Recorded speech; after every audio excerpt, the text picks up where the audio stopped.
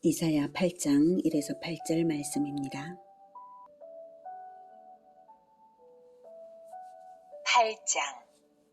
여호와께서 내게 이르시되 너는 큰 서판을 가지고 그 위에 통용 문자로 마헬 살랄 하스바스라 쓰라. 내가 진실한 증인 제사장 우리아와 여베레기야의 아들 스가랴를 불러 증언하게 하리라 하시더니 내가 내 아내를 가까이 하매 그가 임신하여 아들을 낳은지라. 여호와께서 내게 이르시되 그의 이름을 마헬 살랄 하스바스라 하라. 이는 이 아이가 내 아빠 내 엄마라 부를 줄 알기 전에 다메섹의 재물과 사마리아의 노량물이 아수르 왕 앞에 옮겨질 것임이라 하시니라. 사랑하는 형제 여러분, 2월 18일 토요일 저녁 목상에 오신 것을 환영합니다. 7장부터는 주전 734년경에 있었던 아람 북이스라엘 동맹군의 남유다 침공이라는 사건을 배경으로 계시가 주어지고 있습니다. 아하스로 하여금 아수르에 의존하지 말고 하나님의 보호 약속을 믿어서 하나님께 속해 있게 하시려고 동맹군으로부터의 보호를 약속하시면서 믿음을 위해 필요하다면 징조까지도 제시하겠다고 하셨습니다. 그러나 아하스는 아수르를 의지하고자 하는 꿍꿍이로 하나님의 은혜를 이런 지하에 거절하고 말았습니다. 그래서 징조를 구하지 않았죠. 그래서 하나님께서 일방적으로 그리스도의 동정녀 탄생을 임마누엘의 징조로 주심으로써 남은 자들의 믿음을 위한 징조가 되게 하시고 침략자들과 남유다에게는 각각 심판을 선언하셨습니다. 임마누엘의 징조를 주시는 것이 이제 어떤 사람에게는 심판이 되겠습니까?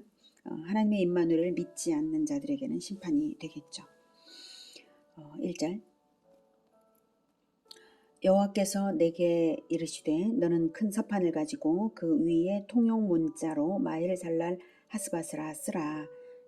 마헬살랄 하스바스는 탈취를 급히 약탈은 속히라 하는 뜻입니다. 큰 서판에 통용 문자로 즉 게시판에 일반적인 언어로 큰 글자로 썼으니까 누구든지 보고 알라는 뜻이고요. 또 마헬살랄 하스바스의 의미대로 아수르가 머지않은 장래에 아람의 다메섹, 북이스라엘의 사마리아를 침략할 것이라는 예언입니다. 즉 마헬살랄 하스바스는 아람과 북이스라엘의 멸망에 대한 예언입니다. 4절에 이사야의 아들 이름을 동일하게 마헬살랄 하스바스라고 지어서 그 의미를 이제 밝혀주게 하고 계시죠. 예, 그런 이름을 지으면 사람들이 이 이름이 뜻이 무엇이냐 이렇게 묻게 되잖아요. 그러면 다메섹과 사마리아가 아수르에게 멸망할 것이다. 이렇게 예언을 하는 거죠. 예. 그러면 그런 그 예고를 이런 계시를 이스라엘에게 주시는 이유는 무엇이냐면 이스라엘이 속히 이스라엘에게도 다시 그러니까 남유다에도 그 심판의 예고가 있기 때문에 남유다가 빨리 회개하라고 하는 것이죠. 서판에 큰 글자로 대중 앞에 계시하고 선지자의 아들의 이름으로도 메시지를 주시는 이유는 조만간에 있을 아수르에 의한 다메섹 멸망, 사마리아의 멸망이 하나님의 섭리 가운데 이루어진 것을 깨닫게 함으로써 역사의 주관자이신 하나님께 빨리 돌이켜라 이거죠. 예, 최후까지 남유다에 대한 사랑의 배려를 하시고 계신 것입니다. 2절 내가 진실한 증인 제사장 우리아와 여베레기야의 아들 스가랴를 불러 증언하게 하리라 하시더니 즉 마헬살랄 하스바스의 징조가 성취될 것에 대한 두 증인을 세우시는데 이 두 증인을 시켜서 그 서판을 아하스 왕에게 전하게 하여서 증언하게 명하시는 것입니다.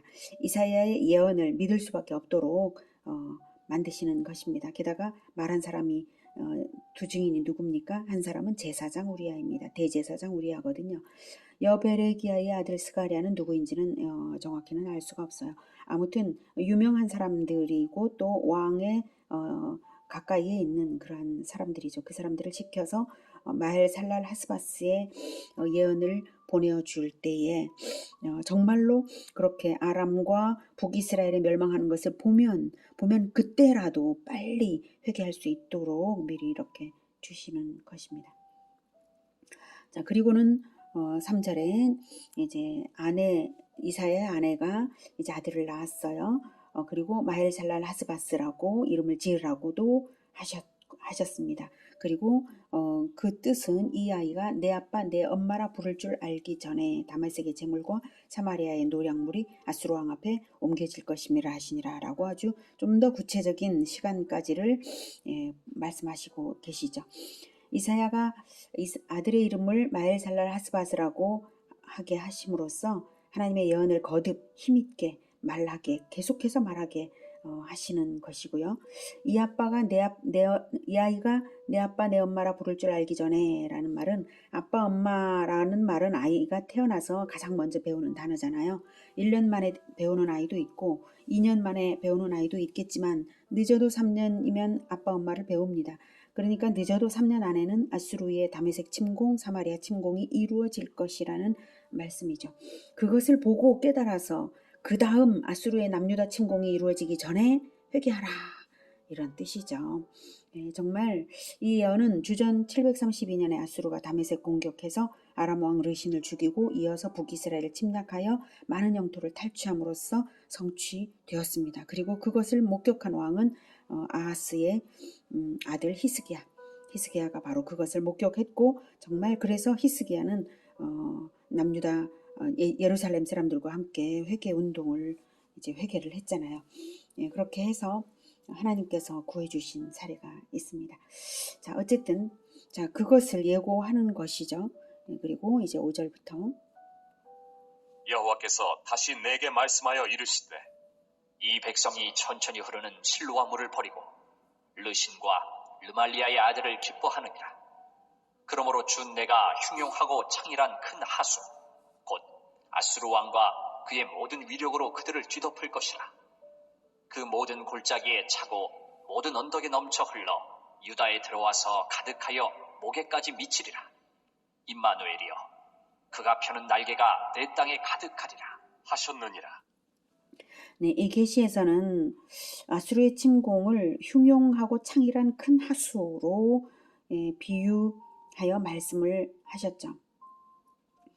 아람과 북이스라엘을 향한 심판의 홍수가 이제는 돌연 그 진로를 바꾸어서 불신앙의 남유다를 향해서 범람하게 될 것임을 예고하신 것입니다.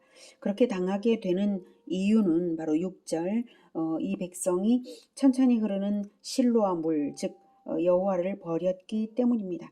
실로와 물은 예루살렘 성전의 남쪽 골짜기 입구에 있는 못으로 이 물은 성전에 공급되어 제사를 드리는 데에 사용되는 물입니다. 셀라 또는 실로암이라고도 합니다. 이 물을 버렸다는 것은 즉 성전 제사를 거부하는 것이고 결국 여호와 신앙을 포기하는 것과도 같은 일이죠. 남유다 백성들이 육신의 눈으로 보기에는 이제 더 강력하고 위험 있는 큰 홍수 같은 아수르를 하나님보다 더 신뢰하는 불신앙을 가지고 있다는 것을 지적하신 것입니다. 르신과 르말리아의 아들을 기뻐하느니라 라고 표현은 되어 있지만 의미는 르신과 르말리아의 아들의 멸망을 기뻐하느니라 또는 르신과 르말리아의 아들과 같은 인간을 기뻐하느니라 이런 뜻이에요. 결국 더 큰 인간에 의해서 홍수처럼 이제 당하게 되는 것이죠. 즉 일의 배후에 계신 하나님을 생각지도 못하고 현상으로 나타나는 인간사에 일희일비하면서 인간을 의지하는 것을 그러면서 자만한 것을 지적하시며 경고하시는 것입니다. 7절 그러므로 내가 흉용하고 창일한 큰 하수 곧 아수르 왕과 그의 모든 위력으로 그들을 뒤덮을 것이라. 그 모든 골짜기에 차고 모든 언덕에 넘쳐 흘러 유다에 들어와서 가득하여 목에까지 미치리라. 아수르의 침공으로 남유다가 겨우 생명만 유지하게 되는 아슬아슬한 처지에 놓이게 된다는 뜻입니다. 정말 히스기야 왕 때 정말 그랬죠. 그냥 거의 죽을 뻔했습니다. 그런데 아주 하나님께서 주권적인 그러한 도우심으로 간신히 이스라엘은 남유다는 그때 구원을 받았었죠. 그게 주전 701년입니다. 열왕기하 18장에 보면 그 일이 18장 19장에 나와 있습니다. 여기서는 생략하겠고요. 자, 임마누엘이여. 자, 여기에서 임마누엘이여 그가 펴는 날개가 내 땅에 가득하리라 하셨느니라. 임마누엘이 누굽니까? 예, 그리스도의 별명이죠. 예, 하나님 여기에서 바로 이 말씀은 임마누엘이신 하나님께서 날개를 펴시면 또는 임마누엘이신 그리스도께서 하나님의 아들이 날개를 펴시면 패역한 남유다에 대해서는 심판이 되고 임마누엘의 신앙을 가진 자들에 대해서는 그 날개로 보호하시겠다라는 이중적인 의미의 계시입니다. 심판과 보호가 동시에 이루어지는 것인데 대상에 따라 즉 임마누엘의 신앙이 있냐 없냐에 따라 다른 것입니다. 오늘은 마헬살랄 하스바스의 계시를 받고도 즉 아람과 북이스라엘의 멸망에 대한 계시를 받고도 그리고 그것을 보고도 실로암 같은 하나님을 버리고 인간의 힘을 의지하려고 한다면 그러한 불신 남유다에 대한 심판이 반드시 있다는 것을 배웠습니다. 그 경고를 통해서 배웠습니다. 하나님을 떠나서 인간을 의지할수록 스스로 올무에 걸리는 것일 뿐이라는 사실입니다. 그리고 또한 다른 사람들의 멸망을 볼 때에 속히 회개해야 하는 것이지 다른 사람들의 멸망을 기뻐하거나 이런 식으로 그 피상적인 안목에 머무른다면 그건 안 되는 것입니다. 그 이면에 계신 이면에서 모든 인간사를 주관하고 계신 하나님을 보고 속히 회개해야 하는 것입니다. 다른 나라의 멸망을 보고 그때 속히 회개해야 할 때인 것입니다. 그것을 기뻐할 것이 아니라 오직 임마누엘이신 하나님과 함께 동거하는 것이 중요합니다. 매사를 하나님께 아뢰어드리며 하나님을 의지하여 진정한 이스라엘로서 살아갈 때에 가장 안전하고 복된 것입니다. 아무것도 두려워하지 말고 늘 실로와 물이신 하나님께 속삭여 드리는 우리 모두가 되기를 기원합니다. 기도하겠습니다. 하나님은 실로 임마누엘로 우리와 함께 계신 줄 믿습니다. 늘 우리에게 실로암 물과 같이 우리를 하나님께 예배하게 하시는 은혜와 은총을 베풀어 주시고 계십니다.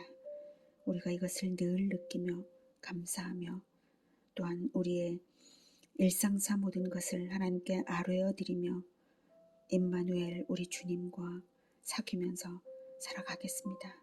주님 우리를 붙들어 주시고 이 은혜와 은총에서 벗어나지 않게 도와주시며 세상 사람들이 잘 안 되는 것을 볼 때에 우리가 그들을 그런 것을 죄인들의 멸망을 기뻐할 것이 아니라 그것을 보면서 우리도 똑같은 죄인임을 생각하며 속히 회개해야 하는 우리가 되게 하여 주시고 늘 죄를 버리며 또한 우리 주 예수 그리스도와 동행하며 주님의 일을 함께하는 우리 모두가 되게 도와주시옵소서.